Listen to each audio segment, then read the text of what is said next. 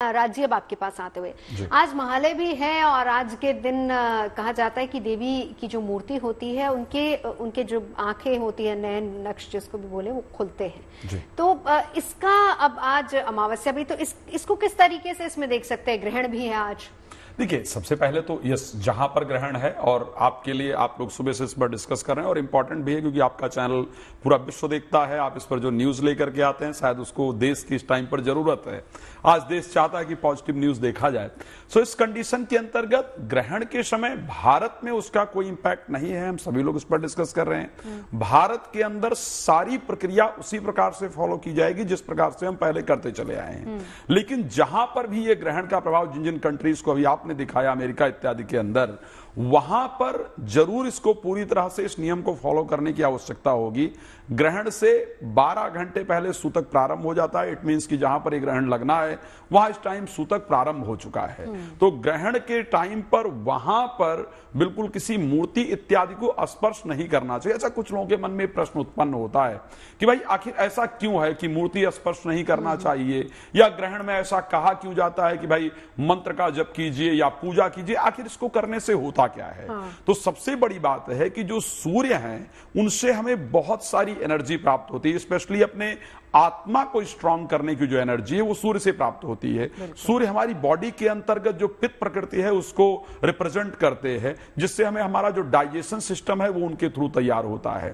तो जब जो हमको एनर्जी दे रहा है उस प्लैनेट का समावेश किसी खराब ग्रह के साथ हुआ है, यानी उस प्लैनेट की एनर्जी हमें प्रॉपर नहीं मिल पाएगी, तो इस टाइम हमें खुद को एनर्जी अपने अंदर तैयार करनी है। वो हम कैसे कर सकते हैं? वो हम मंत्र को चैंट करके कर सकते हैं, अपने ध्यान करके कर सकते हैं, अपने आप को स्वच्छ रख के कर सकते हैं, हल्का भोजन करके कर सकते हैं। अब जहां तक रही मूर्ति इत्यादि, आपने कहा कि आज देवी जी के नेत्र भी खुलते हैं, तो आखिर उसका क्या प्रोसेस है? क्यों मूर्ति नहीं स्पर्श करने के लिए कहा जाता है?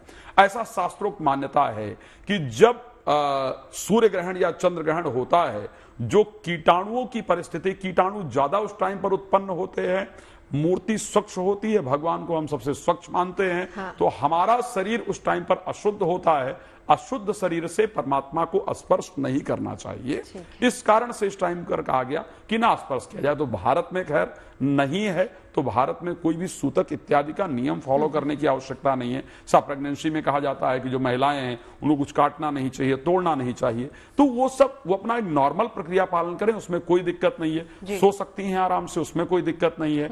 मूर्ति इत्यादि स्पर्श कर सकते हैं। जहां पर ग्रहण है वहां पर यस, जो सारे नियम हैं उनको फॉलो करना चाहिए। चलिए, ये महालय और ग्रहण का क्या कंसर्न है ये भी आपने इसको क्लियर कर दिया। लेकिन प्रतीक जी, अब आपके पास आते हुए सबसे हालांकि सावधान, वही बात मैं वानस जी से भी कर रही थी कि सावधान रहने की जरूरत किन राशि वालों को और किस किस क्षेत्र में ज्यादा सावधान रहना है। इसी के साथ एक और सवाल मेरा ये है कि जब हम देश और दुनिया की बात करते हैं, आपने कहा कि अमेरिका में क्योंकि ये नजर आ रहा है तो फिर वहां पर उथल पुथल हो सकती है। जाहिर सी बात है कि वहां पर चुनाव है, सरकारें बदलेंगी नहीं बदलेंगी, ये खैर चुनाव नतीजे बताएंगे, लेकिन चुनाव है, स्पेकुलेशंस बहुत ज्यादा है। मिडिल ईस्ट में सबसे ज्यादा तनाव देखा जा रहा है। तो किस तरीके से आप इसको देखते हैं आने वाले समय में? देखिए, कहीं ना कहीं इस समय संसार को चलाने में अमेरिका का योगदान है, और राजा है आप कह सकते हैं, और सूर्य भी राजा है। तो ये इम्पैक्ट है, और वहां पे ही ग्रहण है। तो आप देखेंगे वो ऐसी भूमिका निभाएगा, जो कि निभा भी रहा है, जिससे ये युद्ध कभी शांत नहीं होंगे बल्कि और जगह पे भड़केंगे। तो ये जो विभीषिका है युद्ध की, वो बढ़ेगी धीरे धीरे, और आप देखेंगे और कंट्रीज में ये पहुंचेगा। रही बात राशि की, तो कन्या राशि में है, तो कन्या राशि सबसे ज्यादा इंपैक्ट हो रही है। दूसरी चीज किस नक्षत्र में? हस्ता, चंद्रमा का नक्षत्र, तो कर्क राशि इंपैक्ट हो रही है। कन्या राशि को पृथ्वी तत्व की राशि कहा जाता है। तो पृथ्वी पे इस ग्रहण का असर इसलिए ज्यादा है। अगर अग्नि में होता तो भी होता, लेकिन अगर वायु में होता या जल में होता तो मैं कहता इसका असर कम है। तो यहां पे इस ग्रहण का अच्छा खासा असर देखने को मिलेगा। पृथ्वी तत्व की और राशियां कौन सी है? वृषभ है भाई, मकर है। तो वृषभ, मकर, कर्क और कन्या राशि, इन चारों को एहतियात रखनी है, इन चारों को बहुत सावधानी रखनी है। खास तौर से अगर आप उस एरियाज में हैं जो अमेरिका का एरिया इंपैक्ट हो रहा है, तो आपकी चीजें ज्यादा खराब हो सकती हैं। निश्चित तौर पर अमेरिका के इंपैक्ट होने की वजह से आप देखेंगे कि इजराइल और जो ये युद्ध चल रहे हैं ये बढ़ेंगे। क्या अमेरिका का इन्वॉल्वमेंट होगा इसमें? अमेरिका का 100% इन्वॉल्वमेंट होगा, और ये खास क्योंकि नवंबर में इलेक्शन है वहां पर, ये सत्ता परिवर्तन भी साफ दिखा रहे हैं। ये साफ दिखा रहे हैं कि कहीं ना कहीं कमला हैरिस और बाइडेन का जाना तय हो जाएगा। और आपकी इस प्रेडिक्शन को हम इलेक्शन वाले दिन भी जरूर उठाएंगे। और पिछली बार जब मैंने ट्रंप का लिए बोला था तो ट्रंप का, क्योंकि सूर्य बहुत मजबूत है और जब वो इलेक्शन हो रहे होंगे 13 अक्टूबर से 13 नवंबर तक सूर्य नीच के होते हैं, तो हालांकि उन्हें लाभ देंगे क्योंकि वायु तत्व में रहेंगे। इस गोचर की वजह से बाइडेन जो रूलिंग पार्टी है उसको अच्छा खासा नुकसान होगा ही होगा। और सूर्य केतु एक साथ अगर कुंडली में कहीं भी बैठ जाएं तो यकीन मानिए मेटलिस्टिक चीजों के लिए भी खराब हो जाता है। चलिए, आपकी एस्ट्रोलॉजिकल कैलकुलेशन थोड़ी बहुत मिलती नजर आ रही है, क्योंकि बाइडेन का जाना और ट्रंप का आना, कहा यह भी जा रहा है कि ट्रंप आके ग्रीन सिग्नल इजराइल को दे सकते हैं, तो कहीं ना कहीं वहां पर तनाव की स्थिति हो सकती है। संजीव जी, आपके पास आते हुए आप किस तरीके से ग्रहण को देखते हैं देश और दुनिया के लिए?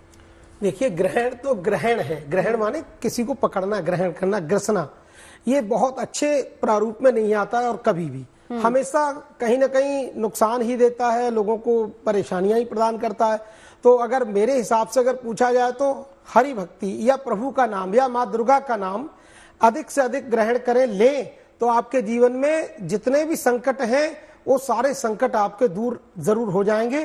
क्योंकि हरि स्मृति ही सर्व विपद विमोक्षणम, देश के सर्वोच्च ग्रंथ का ये लेख हम आपको बता रहे हैं आपके चैनल के माध्यम से, कि कितनी भी बड़ी किसी के ऊपर कोई आपत्ति विपत्ति क्यों ना हो मेरे भाई जीवन में, अगर आप भगवान श्री हरि कृष्ण का, राधा रानी का नाम स्मरण करते हो, भोले बाबा का नाम लेते हो, शिव शिव शिव महादेव, तो आप समझिए कि आपके जीवन के संपूर्ण कष्टों का निश्चित रूपेण आपका निराकरण हो जाएगा। और आप पर ये जो आपत्ति विपत्ति आने वाली है, भावी मेट सकहीं त्रिपुरारी, और माला आने वाली आपत्ति विपत्ति का शमन करने वाले भगवान आशुतोष भगवान शिव हैं। तो प्रभु का नाम स्मरण करते रहिए, माँ दुर्गा जी का नाम स्मरण करिए।